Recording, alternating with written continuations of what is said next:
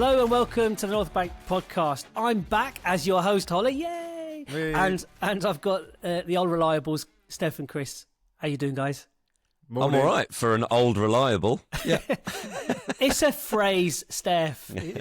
Old, and you're absolutely the baby of the bunch. So, you know, that's actually quite naughty of you to pick up on me referring to you as old within present company. But anyway, we're going to talk about the Burnley game. Well, actually, you two are going to talk about the Burnley game yesterday because I was bobbing along the Irish Sea at precisely the duration of the game, so I didn't see anything really. And we're going to do a little quick look ahead to Slavia Prague on Tuesday, 5:45 p.m. kickoff. Interesting kickoff time. But before we do that, a couple of things. Number one, no, it's not the shout out yet. It's not the YouTube yet. Hang on, Chris, calm down. Oh, YouTube. Oh, it's funny that you mentioned YouTube. Okay. Are we on YouTube? Sorry. Yes, before I don't forget the YouTube reference, I'd just like to clear something up. I didn't have access to internet in Ireland, not because of Ireland, but because the house within which I live over there, or stay in over there, is undergoing a renovation. So there was zero Wi-Fi. The frequent reference to me searching for internet outside bookies' windows and so on, I don't want people to get an unfair perception of rural Ireland. We do have internet, and it is good. So I wanted to clear that up. Far be it for us to push lazy stereotypes. Yes, indeed. I just wanted to flag that up. And the second thing before we crack on, Steph, I think you asked people to let us know where they tune into us from, and on YouTube. Yeah. Steph, just before, can they see us on YouTube? Where can people find us? They can see us on YouTube. We know a lot of people listen to the podcast, but you can catch us on YouTube at North Bank Pod, as well as our other social media platforms as well. Get in touch. And a few people did let us know where they were viewing from. So a few shout-outs. I don't know, is a shout-out a thing anymore? I don't know, but I think so. Who cares? It's a thing if we say it's a thing. So a shout-out to Dan Fry, who I know is a frequent contributor in the comments section. He's a big fan of Jupiter Mining Core, Steph. I had to look it up, I'll be honest. Yeah. Bit of Red Dwarf reference there because of my Red Dwarf T-shirt, which got another comment on the shorts as well. So I think, I'll have to get some of my nerdy T-shirts. You do have a wonderful array of T-shirts. Thanks. As opposed to, I deliberately didn't wear a hoodie today just so I could say that I have a bit of variety. But it's also worth mentioning the subliminal messages that Steph puts in the background of every episode, which has never been mentioned to my knowledge. And I'm just flagging it up, so if people do notice something in the background, I'm just dropping it in there, a little subtle reference as to perhaps a reference to the game we've just played or something in the news. Yeah, I'm just leaving that there. Nice. Indeed. Subtle. Steph doing subtle. I don't do subtle, I've just got egg cartons in the background. So I've actually got my driver's seat in the background there where the dog has eaten the back of it. As you can see, if you zoom in, you'll be able to see that in the background. Where am I pointing? There, right there. So have you got that out? Are you going to reupholster it? No, I had to buy a new seat. Oh. Thanks, dog. What are you going to do with the old seat? As a teacher, when a kid offered the excuse for not doing their homework, oh, sir, the dog ate my homework, I will now forever accept that as a valid excuse for not having completed the work because the dog literally ate my car. Fair. Yeah, indeed. Right. Now, second shout out, and I really do apologise in advance for butchering this username. Abiodun. He's tuning in from College Park in Georgia. So shout out to you. And I do apologies. Maybe you could let us know in the comments what your name is and how to pronounce it for me in future. Also a shout out to David in Almeria, formerly of Suffolk, Norfolk Parish. And I hope you're enjoying walking the dog whilst listening to us this morning, this afternoon, this evening. I don't know when you walk the dog. And finally then, Andre is tuning in from Abuja in Nigeria. Fantastic. Where, Chris, you will be a little bit envious. I just checked. It's 32 degrees. Oh, don't do that. and do let us know, because it is fascinating to learn a little bit about our viewers, listeners, and so on. So do check in on the YouTube is the easiest one for us to pick up.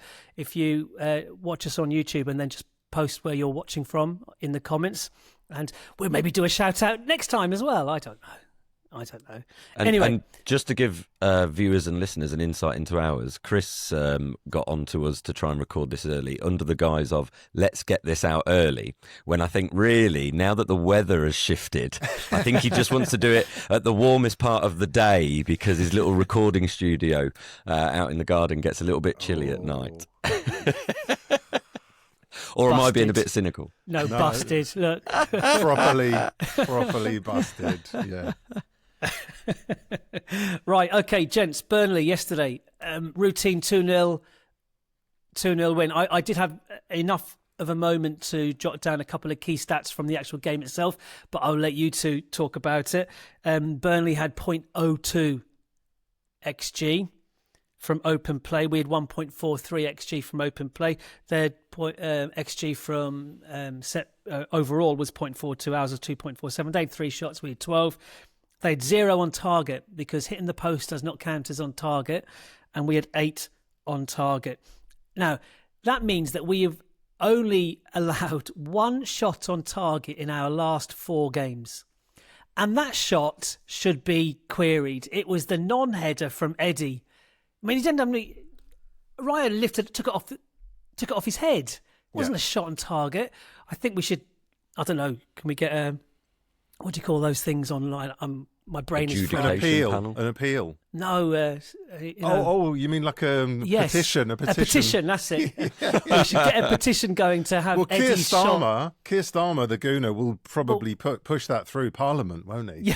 Yeah. I think it's worthy of a question. One of the question times. I think absolutely, definitely, because that we'd be sitting on some kind of ridiculous record.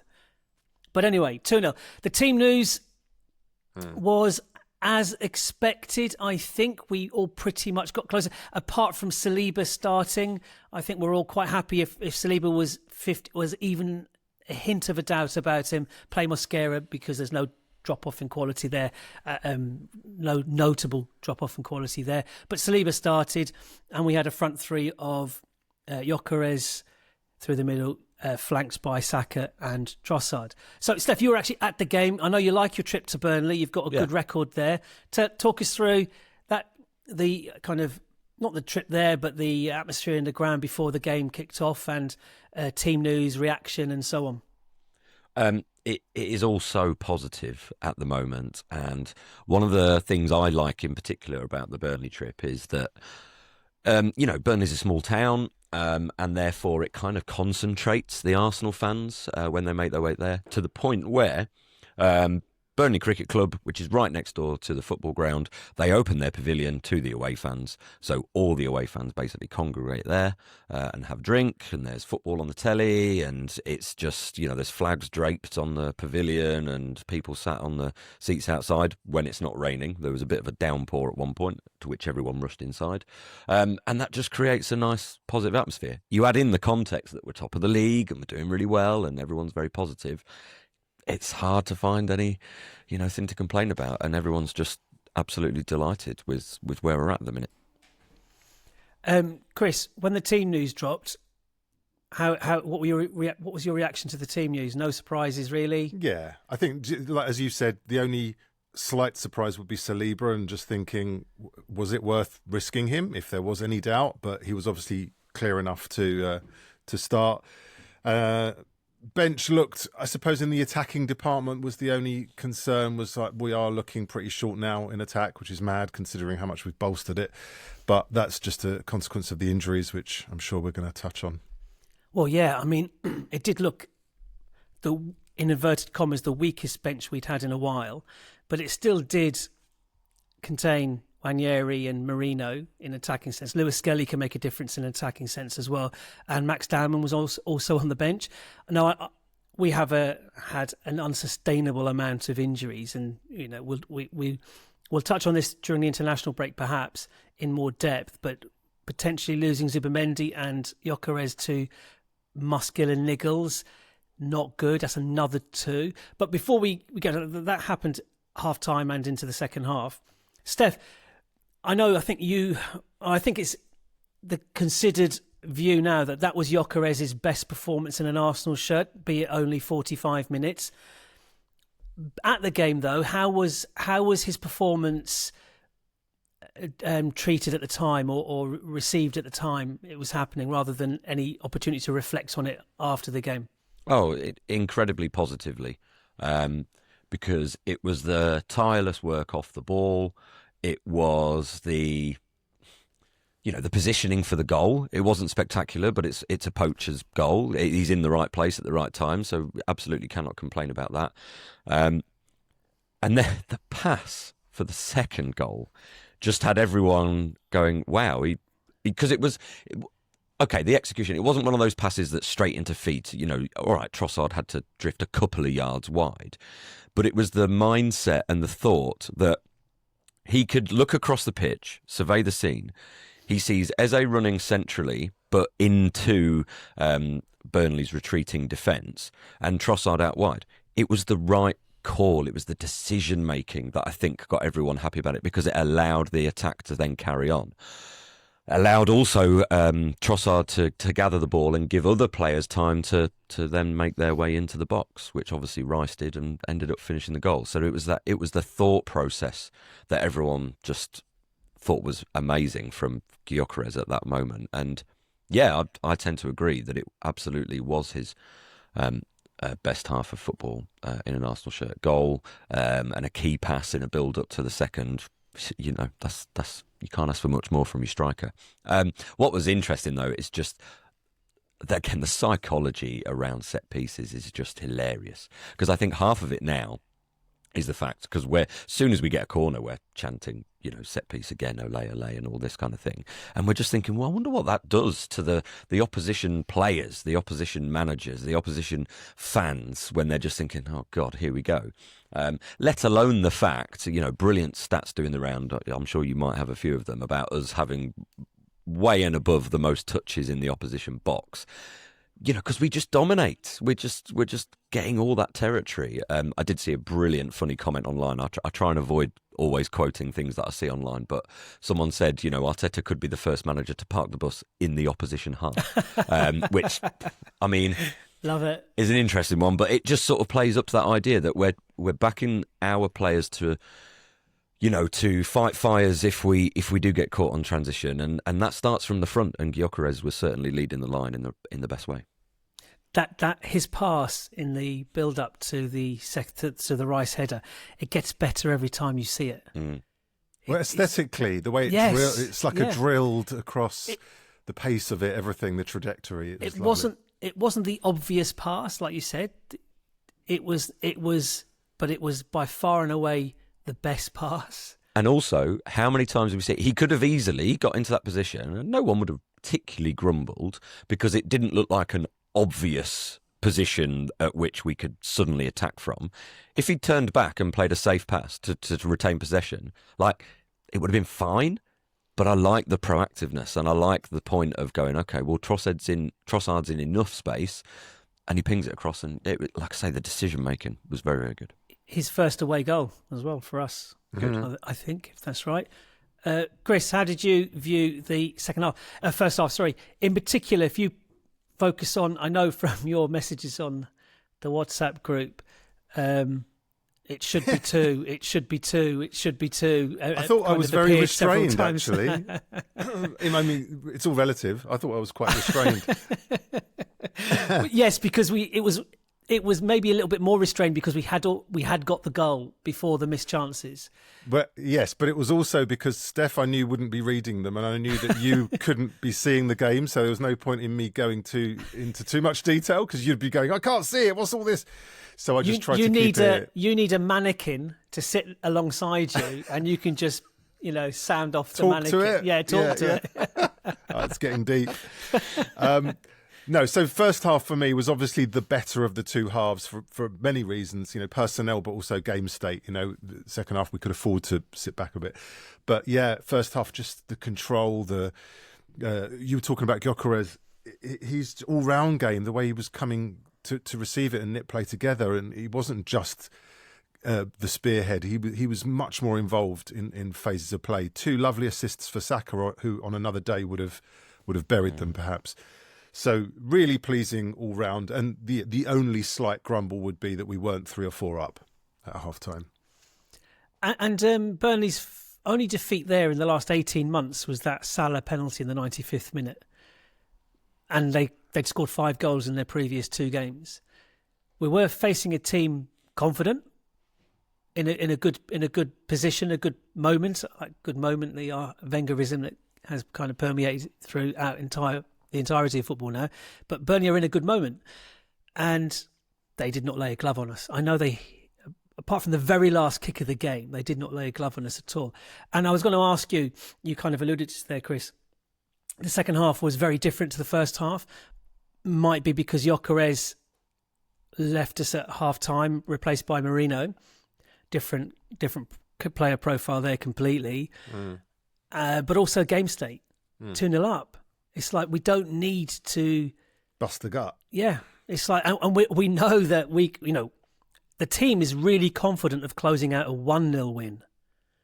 So a 2-0 win, although there's your little warning, if it was a 1-0 win and they hit the post with the last kick of the game, it goes to show you that it could literally be the last kick of the game that undoes us with a one goal lead.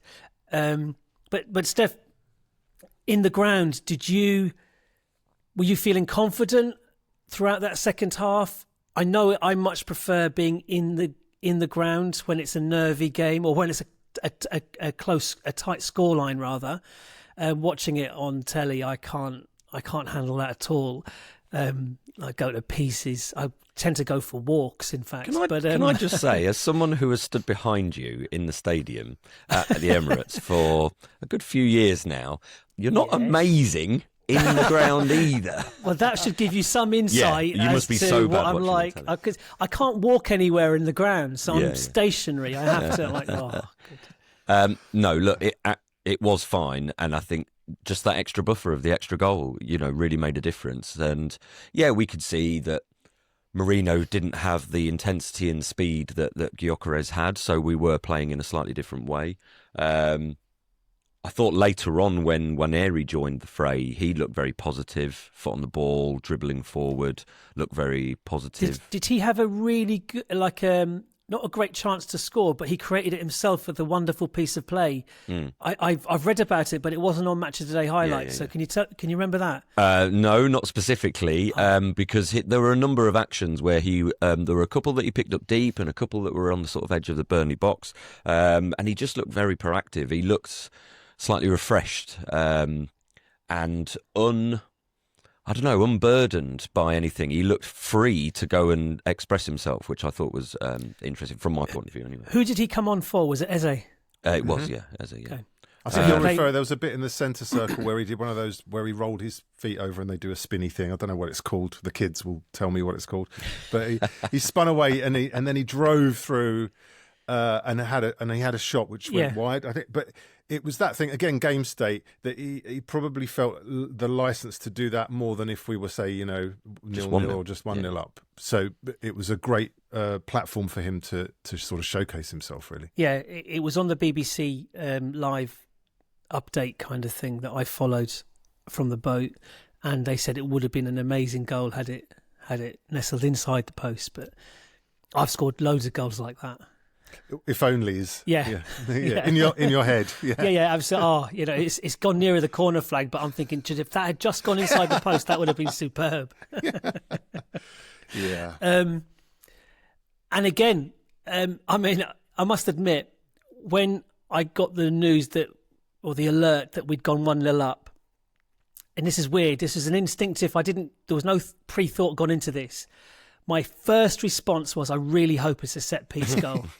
Is that bad? No. I just thought, I could just see all the opposition fans' minds melting if it was a set-piece goal. And it was. Almost a carbon copy, wasn't it, of one of his previous goals. Rice corner, Gabriel head back, he knocks into knocks into add up his total yardage in his last 3 goals, and it's probably still inside the 6-yard box. Don't care. You've got to be there. That's what strikers are about. Fox in the box, yeah, absolutely. Lineker. If he's not there, we're not scoring. Yeah, absolutely. One of the greatest strikers ever, made an absolute career out of it. Well, again, just being in the ground. So it's the psychology of the situation and the narrative. So we're driving up, it's a long old trip up to Burnley. It's all they're talking about on the radio. We're looking at stuff on social.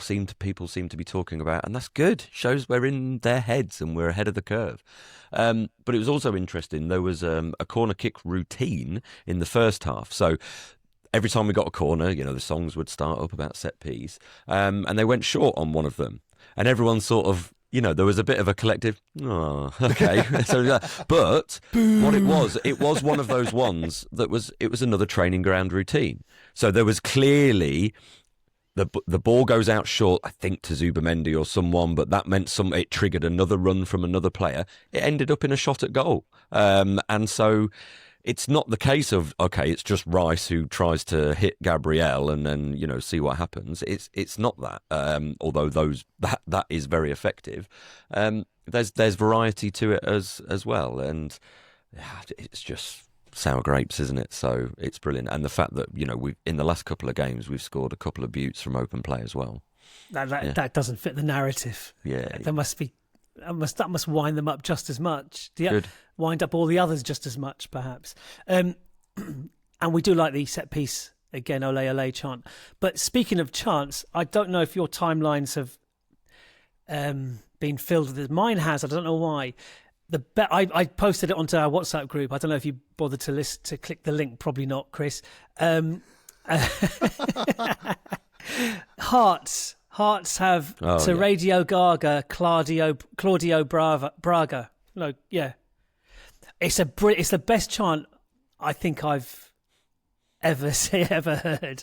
I mean, that I can remember. So if you haven't heard it, go search it. Hearts fans to Queen's Radio Gaga, to their manager what's his name? Claudio Braga. So Ben Bennett, who is an Arsenal fan, he's Clockend Ben on the social medias. He's one for putting out lots of ideas for chants and things. He retweeted, because everyone was obviously sending that Hearts chant around.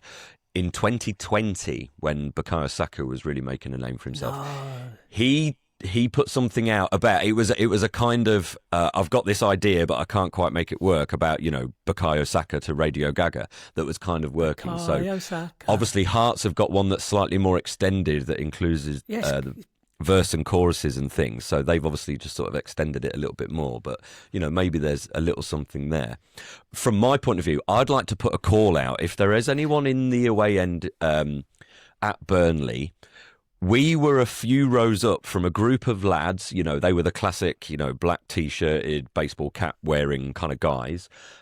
They were singing a Piero Incapié song, and we couldn't pick out the words. I couldn't even really tell you the tune, but it sounded like a bit of a goer. So I'd be interested to know if people have got those lyrics and what they were. You could message us on the socials, let us know what that was. I'm going to be trawling, trying to find it a bit later, because it didn't really take off. You could tell there was only a certain group of people who obviously sort of knew about it. So hopefully in a week or a few weeks, that will hopefully take off. The more he plays, this is it. Better the chance, though. So, Chris, you looked offended when I said you didn't click on it, but your silences reinforced my belief that you didn't click on. Probably not. You've no idea. You've no idea what we're talking about. No, I will though. Like everyone else, I will go away and listen to it.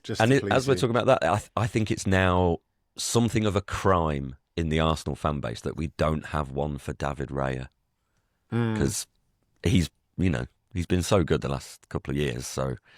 He deserves one, and I feel like his name should be an obvious one. His name should be really obvious. It's not long and complex, is it? No, exactly. So, yeah, that'll be good to get one going for him. There you go. There's another challenge set, a David Raya song, because he does absolutely deserve one. Yeah, he's a cornerstone of that team. He's fundamental to how we play. Bless you. Nobody heard that, though, Chris. That's okay.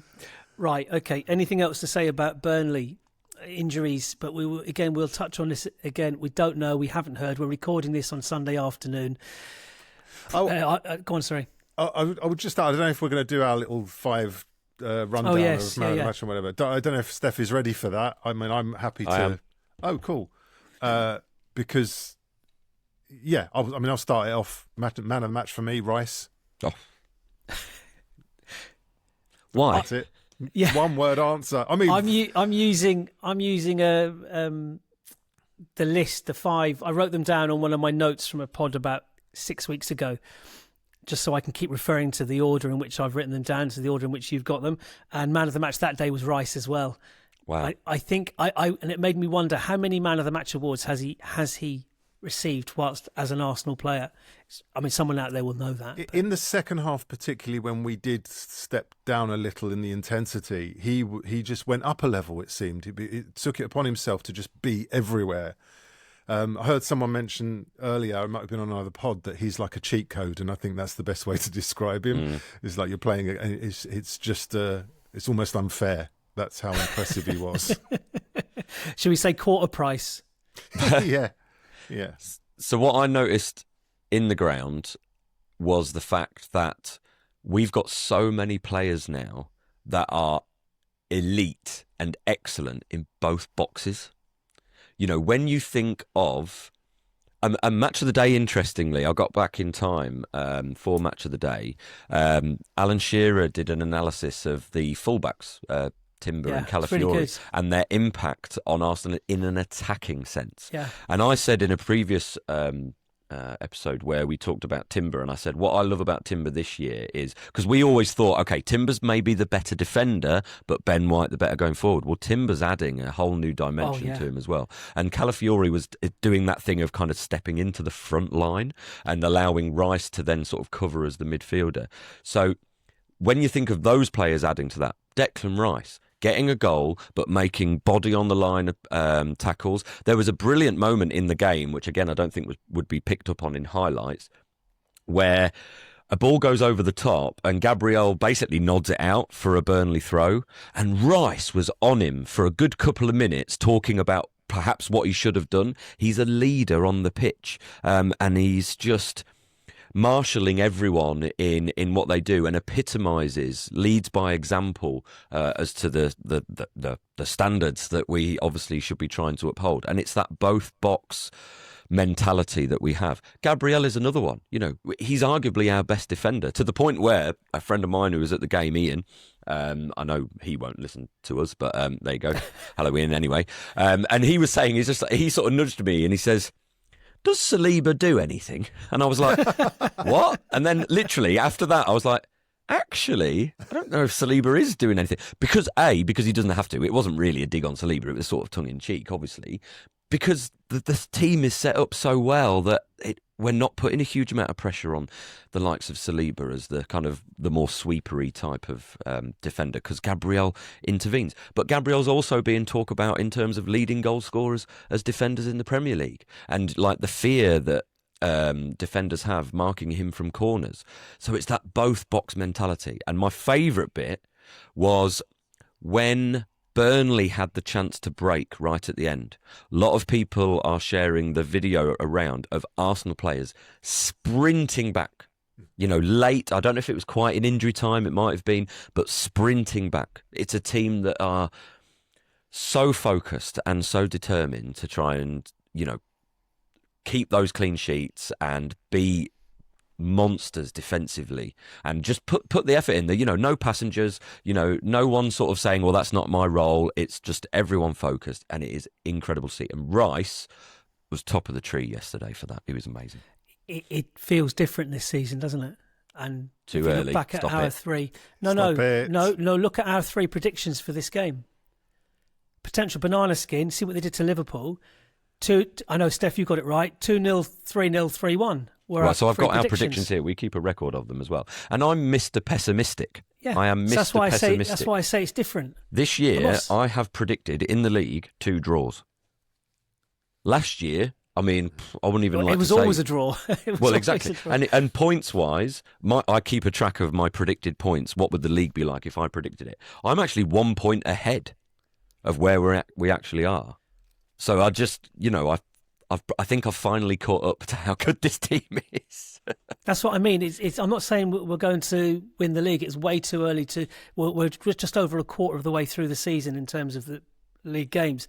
However, it just feels different. I know I was kind of detached from the Burnley game, but I didn't feel anxious beforehand. I was waiting.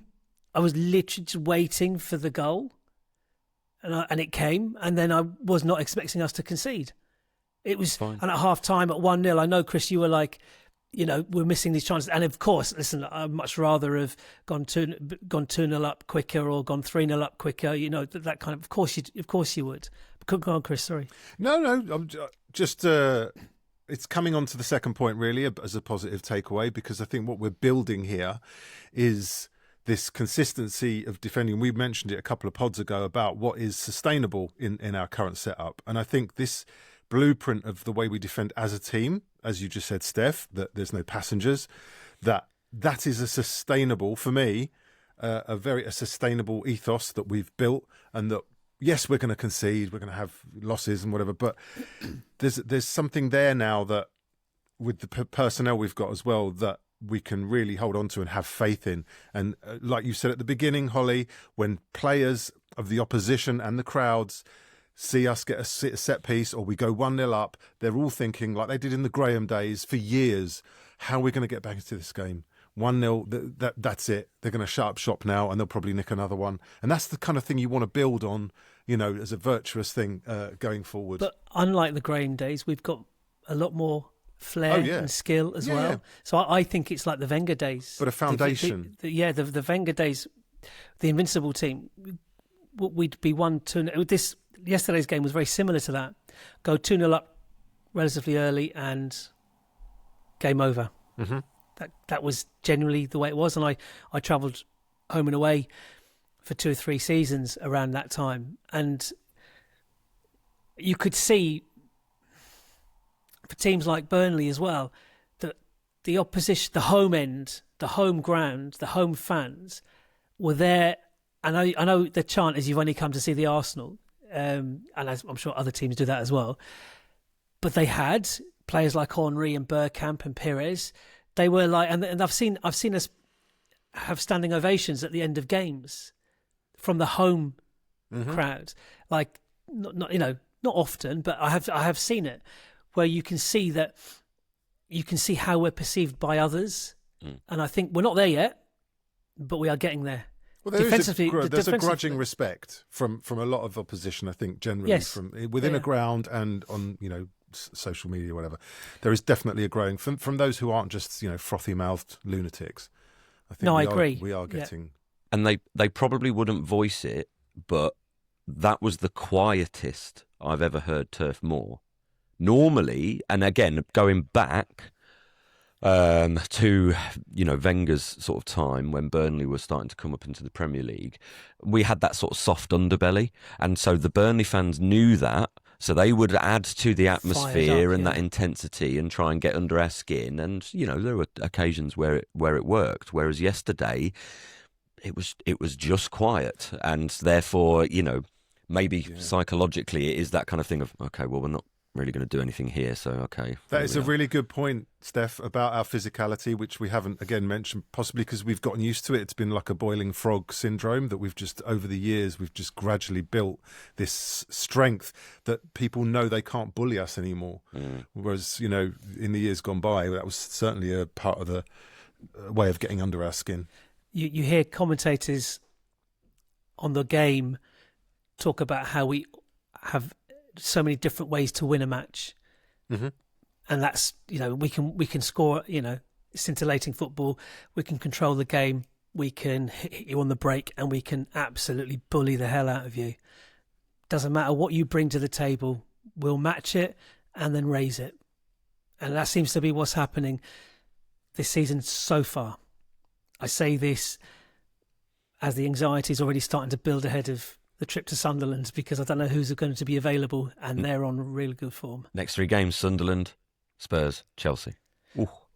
But I think the Sunderland game's the most important of those 3. Not because it's next, but because of personnel. After the international break, we've got, hopefully, Ødegaard, Havertz and Madueke back. Obviously, they won't all start, but, 20 minutes off the bench from any one of those three or all of those three, and the opposition's in trouble. You have to think that. Spurs aren't on particularly good form, but they are away from home. Yeah, they are away from home, the best performing away. I don't know about after this weekend's results or not. Just going back to, was a couple of things you said, Chris.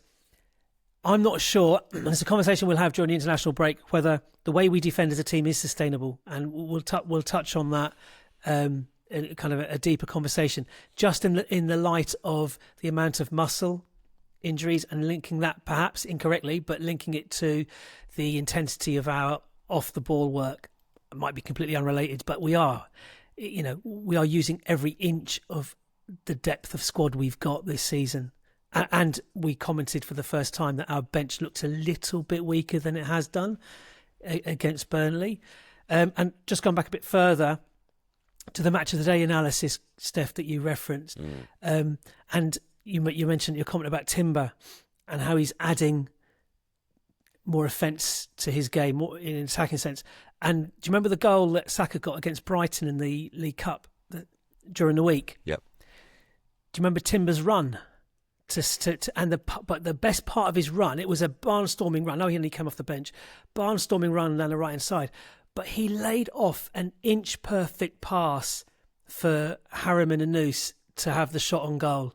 And then Saka scored from the rebound. His pass was so good, weighted perfectly, that I had to rewind it and just to make sure it was actually Timber who did it. I thought, in my mind, it might have been Miles Lewis-Skelly in the kind of that way he picks the ball and just runs, takes on players. Timber, he was amazing. And then Calafiori played pretty much as a number 9 at times yesterday on that analysis that Shearer did on Match of the Day. It was really quite something.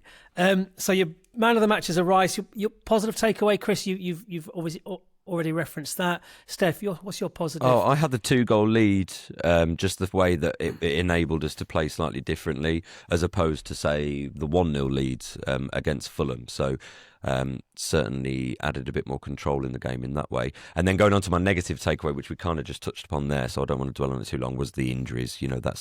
It's definitely tipping over into concern now as they pile up. Chris. Yeah, same. Okay. Yeah.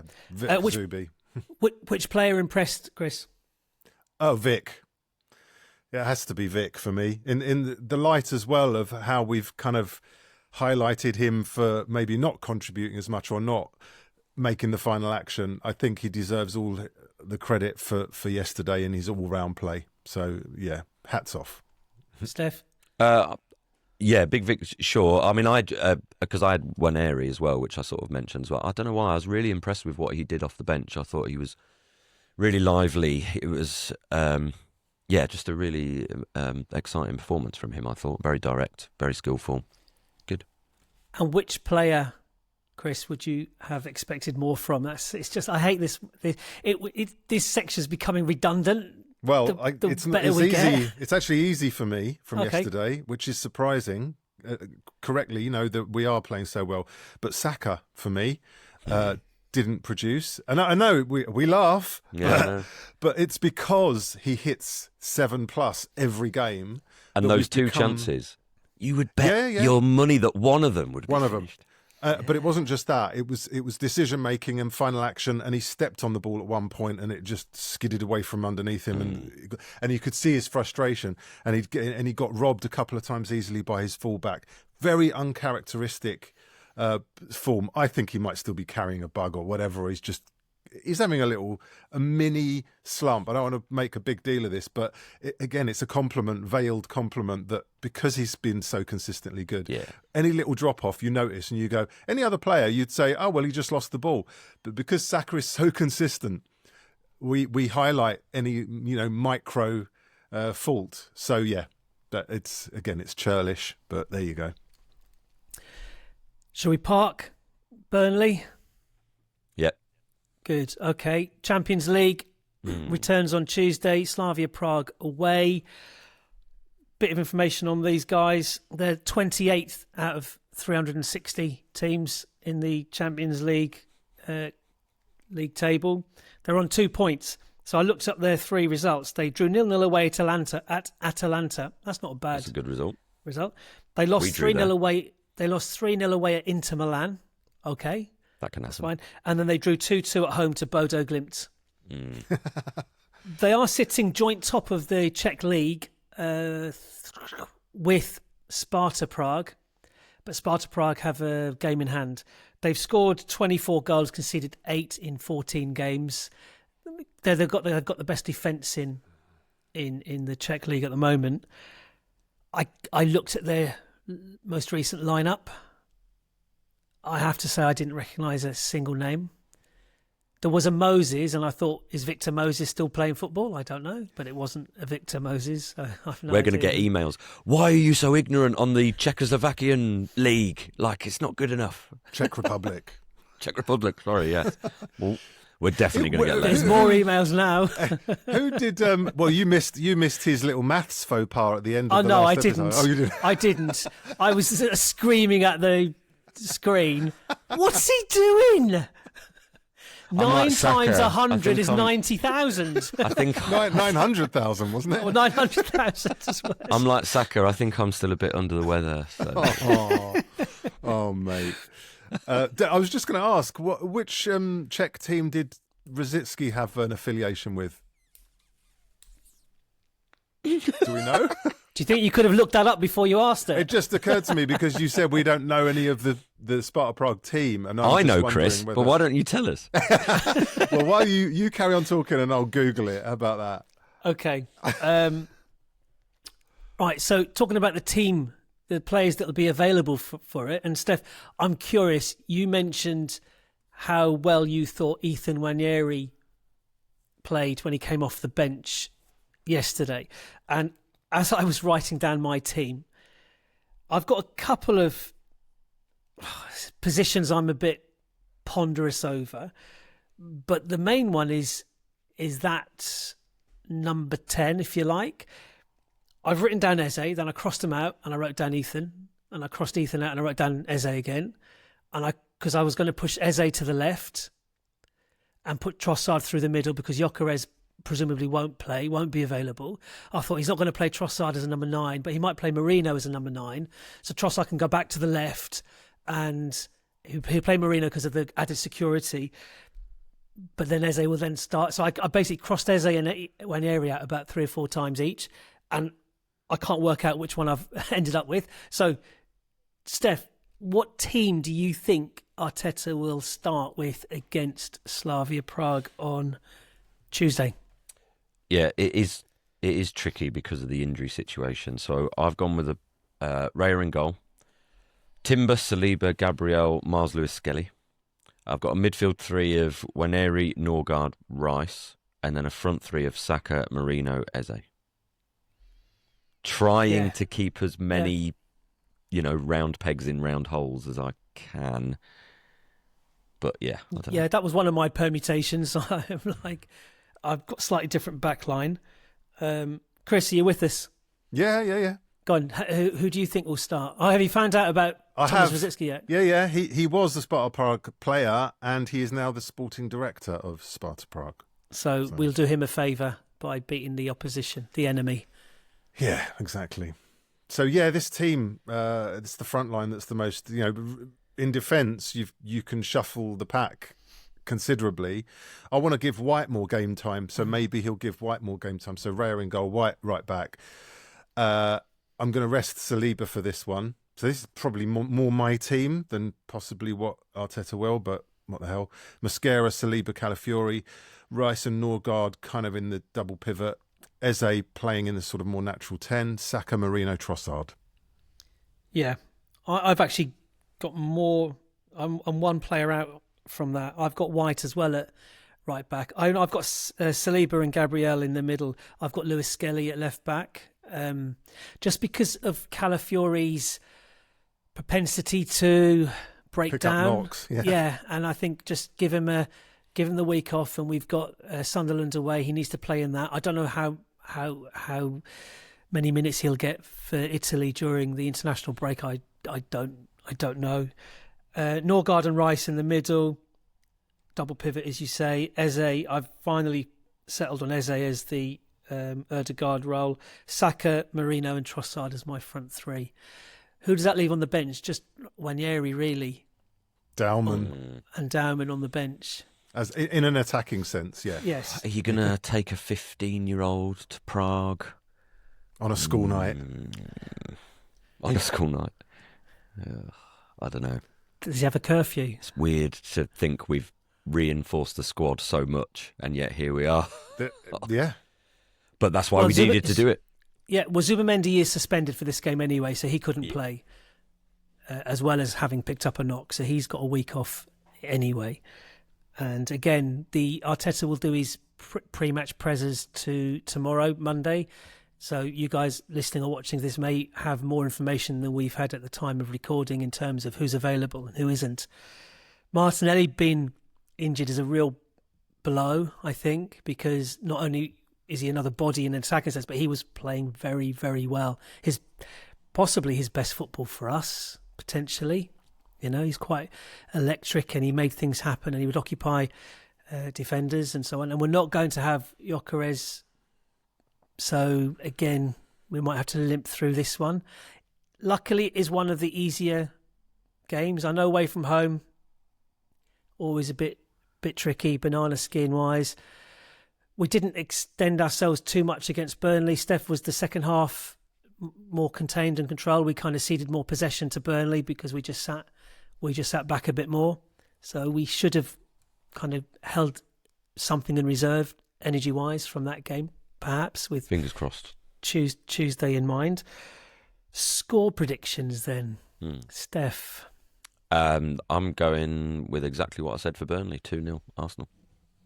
Who do you think might pop up with the goals? Marino, because narrative, because he's not really a striker. And then I don't know. Trossard likes to perform, relatively well in the Champions League. How did he play against Burnley? Pretty good. He's in a sort of... I thought he was pretty good. I was about to say that it's almost like he sort of improved in the second half, but actually his first half was quite good as well. There seemed to be a kind of running battle with him and Kyle Walker. I don't think they like each other very much, which is interesting. And what really made me laugh was we got an advantage in one play. I can't remember if it was one of ours that led to the corner, that led to the goal or whatever. But anyway... Kyle Walker comes across the pitch diagonally to take a long throw, but because he's out of position, we were able to exploit space on that side where he should have been at fullback. So, yeah, Trossard, was clever enough to... I thought he was great, and I thought some of the relationships on the left seem to be blossoming. As you said earlier about Timber and his attacking prowess, which is, I think, a result of a better understanding of playing with Saka. It's just growing, it's evolving. Yeah. I think similarly on the left, we're growing... relationships on the left, whereas before we moaned about the left being a sort of sacrificial lamb almost with Martinelli running his solo channel. I think there's a lot more going on now, and again it's great to see that spreading it across unpredictable. And I think that was Trossard's 100th appearance for us, was it? I don't know. Right. I think that's 100 up for him, and another assist. There is believe it or not, and this has come as a real shock to anybody who's listened to me talk about Trossard for any length of time. I wrote down on a bit of paper Trossard appreciation feature as an idea for a segment on an international break. Genuinely, because there are some stats doing the rounds that, considering we went for Mudryk and then pivoted to him, and if you're weighing up, pounds per goal contribution. Wow. Pound for pound, Trossard is not comparing him to Mudryk, because that's just ridiculous. He couldn't do that to Mudryk. Poor sod, he's got enough on his plate. But to any other player since Trossard signed for Arsenal, his record stands against any other attacking player. I'm not saying it's better than any other attacking player. I'm saying it stands against it for what we paid for him and the minutes he plays, the amount of games he starts, and so on. Maybe we could run that alongside another feature called the fickle fan. Are you referring to me there? I'm just referring to us generally, mate. Isn't it a sign of intelligence to allow new information to impact your decision making? And have the humility to step down. So, yeah. There you go. See? I'm all for that. Because the only reason I asked about Trossard, Chris, is because you didn't mention him in the WhatsApp group during yesterday's game at all, which, if we were to look back over every game he started, that you barely get to the 10th minute before it's like couldn't score in it or whatever. Yeah. Chris, scoreline. Same as Steph, 2-0. I've got us with a couple of set piece goals, which would delight me enormously. I just think they wouldn't be able to cope with us on set pieces. So I've got a Calafiori and a Big Gabby. I've gone 1-0 to the Arsenal. Okay. Just because I think it will be quite tight. I think we'll play to our strength in terms of player availability, and we are, ridiculously strong in a defensive sense. They'll be stubborn. Yeah, and I think we'll pick them off. And again, it may well be a set piece that will unlock them. But so be it. Cool. Before we sign off, I've got just two things I want to mention. We sadly, 2 former Arsenal players passed away during the week. There was Colin Addison, who I must confess I wasn't really aware of. He did play in the 1966-67 season. He played 28 games and scored 9 goals. So his goals per appearance record was pretty good. I think he made his name at Forest more so. And then Big Willie Young, passed away. I know he had been suffering from Alzheimer's for quite a number of years. But in my first season, the first season I can recollect watching Arsenal was 1980-81 season. I looked this up because I just remember being absolutely terrified of. He was just huge. I was 7-8 years old, so this guy's 6'2", and a brute, shall we say? But apparently, people who know a lot more than me about how he played did have a really good touch as well. He was a decent footballer, not just a old school centre half. But he played 40 times that season for us, and I just remember the 2 centre backs, him and Chris White, and they did overlap a little bit. I know Chris White went on, was slightly more recent, and he passed away sadly on the 31st of October, as did Colin Addison. So thoughts with their family and friends, of course. Big Willie, loved him from the nostalgic memory point of view. Yeah. It's before your time, Steph. It was, but I was speaking to a couple of people yesterday because they came up and I sort of asked, what were they like, and one of them was recounting us with a story about how Willie Young, if an opposition player put in a tackle on one of our team, the Arsenal fans would then pipe up with "Willie's going to get you," and then about 5-10 minutes later, Willie Young would get them. Was it he's big, he's blue, he's coming for you, or something like that? Blue eyes. Talk about his blue eyes. He just for the record, he played 170 times for us and scored 11 goals. What I didn't realise, because it wasn't something I'd be aware of particularly at the time, is that we signed him from Spurs. Mm-hmm. I didn't know that. And that's a testament to him, because he's an Arsenal player, perhaps best known for those who, obviously, of your age, Steph, your generation. Well, because I watched that game, and even I, as a child, was thinking that's not right. He brought down a young Paul Allen, the 17-year-old, who was on through 1-on-1 with Pat Jennings. But in what game? In the West Ham Cup final we lost. FA Cup final. Yeah.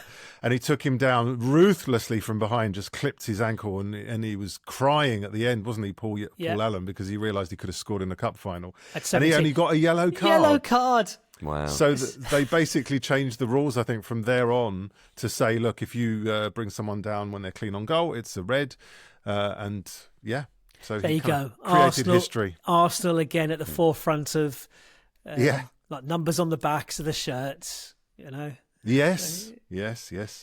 Red cards for taking someone down through on goal as well. Add it to the list. Anything else, gentlemen? No, all good for me. I'm done. Right, lovely, excellent. Well, Enjoy the next couple of days, everyone. Thanks for listening. Thanks for watching. We'll be back again Wednesday or Thursday with a look back at Slavia Prague and a look ahead to Sunderland. In the meantime, have a good one. Take care. Bye-bye. Bye. The North Bank, an Arsenal podcast. Subscribe, rate and review on your app and find us on your socials at North Bank Pod. Email hello@thenorthbankafc.com and check out our website, thenorthbankafc.com. Produced by the Podcast Company.